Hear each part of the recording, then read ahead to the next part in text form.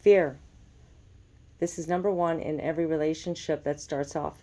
There's a lot of fear. There's a lot of doubt. Sometimes your mind starts to wander. You start thinking, why is this person ghosting me? Why is this person doing this to me? You're just feeling a lot of the past fear that you may have been holding on to. When you hold on to past fear, guess what?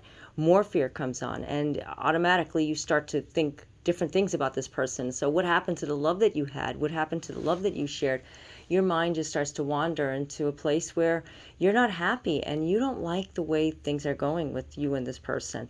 If he is not calling you, or he is not responding to you, or he is not just following through on the things that he talks about with you, then, or she needs to, she needs to express that to you. So you're fearing something that might be nothing until you start talking, until you start putting away that fear, that doubt, because this person may have not done anything. And if that happens, you're feeling that he is not coming back because he's done something to you, like the previous person, or something that happened to you many, moons ago, that you're still carrying on. Get rid of the pride. Pride can have a big factor also. I'm not letting this person back in my life because they did this and they did that and they said this and they didn't give in to me. Pride is so wrong when it comes to love. How are you ever going to find love if you're always feeling this pride feeling that you can't get it done? You can't let them see you the way you are. You can't let them see you being happy or being sad, because you have this pride, because you don't want them to see that, you can do better without them, or you can do worse without them. However your pride is, don't let it stand in your way with love. There's many different ways that pride can get in the way with things, and it's time to just put away that stubborn pride. Pride is not a bad thing, but it's not a good thing either if you're letting it interfere with your love relationship. Whenever you do this, you are inhibiting any type of love coming into your life. You don't want to get involved with just that person because they're not letting you in, or they're not leaving you, like letting you see the true them, and you automatically think up stories in your head the way they are. Have self-trust. I feel like this is a direct message for somebody, that you need to trust yourself. You need to trust what your heart is saying. If you don't trust, you're never going to find the love. You're never going to find it. Self-trust doesn't mean trusting into what other people say you should be doing. No, self-trust means that, hey, I know who I am. I have confidence. Far from being pride now. Remember that. You have confidence. You're going to make it happen. You're going to make the love work. But you just need to put away the fear, the doubt, the negativity, and just say, you know what, I'm just going to be me, and I'm going to see how it's going to, pan out. Otherwise, you're always going to feel like you have to put the effort. That's another thing. Putting all the effort, putting all the drive, the endurance to make this relationship work is not really a relationship. Look at where you're at right now. Sometimes making a sacrifice.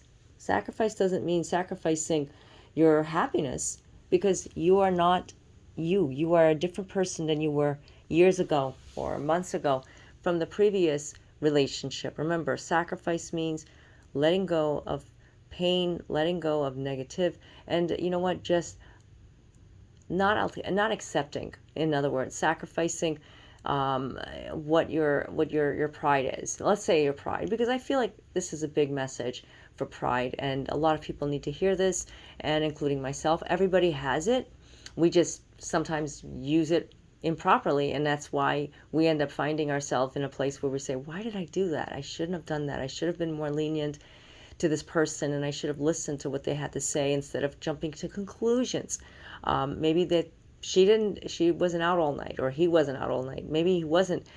Maybe he was sleeping, and you're assuming the worst. Why they didn't answer your call, something like that. This is not a direct message.